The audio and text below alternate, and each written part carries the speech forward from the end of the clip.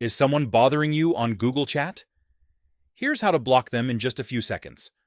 First, open Google Chat on your phone or computer. Now go to the conversation with the person you want to block.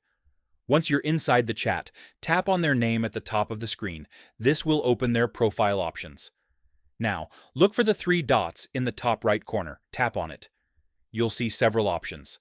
Select Block, then confirm your choice, and that's it. Once you block someone, they won't be able to send you messages anymore. You also won't receive notifications from them. Important to know, the person won't get notified that you blocked them. However, if they try to message you, they may notice something isn't working.